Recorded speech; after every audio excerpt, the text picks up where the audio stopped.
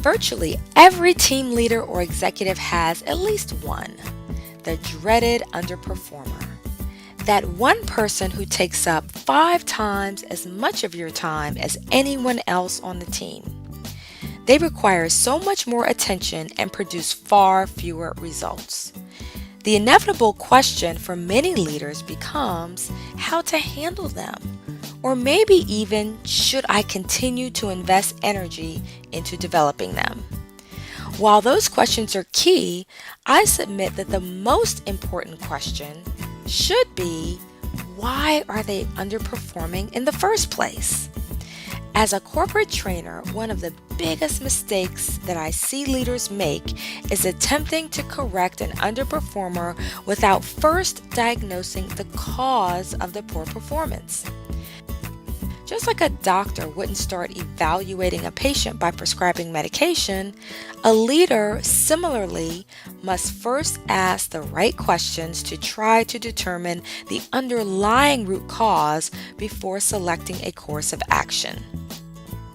In my experience, poor performance is a function of one or more of 3 elements: lack of awareness, lack of ability, or lack of will.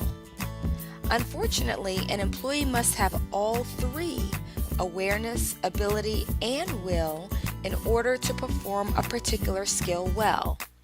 If any of the 3 are missing, performance will suffer, and each cause requires a very different corrective action approach. Let's examine each one. First, awareness. The simple truth is that a person isn't going to work on a problem that they don't see themselves.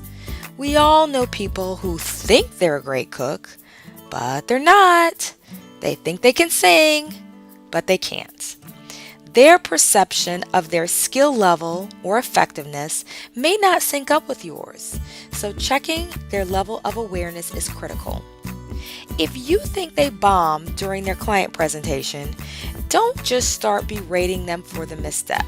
Instead, ask them how they think it went. Check for awareness. You should respond to the situation differently depending on the level of awareness they display. If it's clear that they don't have a clue that there is a skill or performance gap, it's critical to create awareness either through direct candid coaching, 360-degree feedback, or some sort of objective assessment. Second, ability. If the team member has awareness of a skill deficiency, but they don't have the ability to perform the skill, even if they're motivated to, they may be quite frustrated. Take myself for an example. I may be aware that I can't dance well enough to become a professional ballerina at 46 and desperately want to dance professionally, but awareness and motivation aren't enough. I must also have the ability. In this case, training or mentorship may be the appropriate course of action. Third, motivation. This is perhaps the most difficult cause to address. After all, someone can know they have a skill gap or performance problem. They can possess the ability to perform better, but for some reason, they just won't.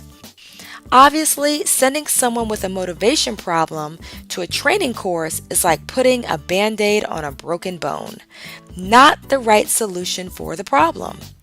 Instead, the key to addressing motivation problems is to first identify why they're not motivated.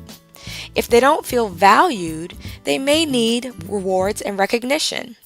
If they don't enjoy the work, they might need a different role or project. But the problem could be unrelated to their specific task. Maybe they're having problems at home and those issues are taking priority.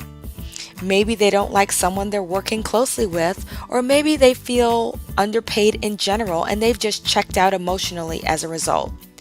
Clearly, there could be a number of reasons why they're not motivated. The real fix lies in figuring out why. Here's a nice summary of what we've covered. For more tips on managing underperformers and other leadership issues, please consider one of our leadership courses.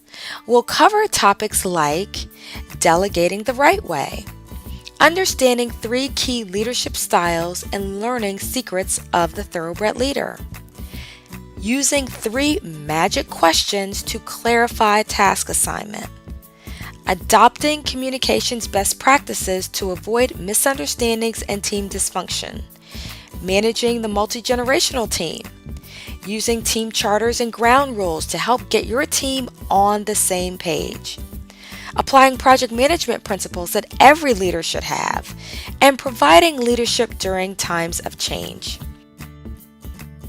Most importantly, it won't be another one of those dreadfully boring presentations or training sessions where you'd rather watch paint dry.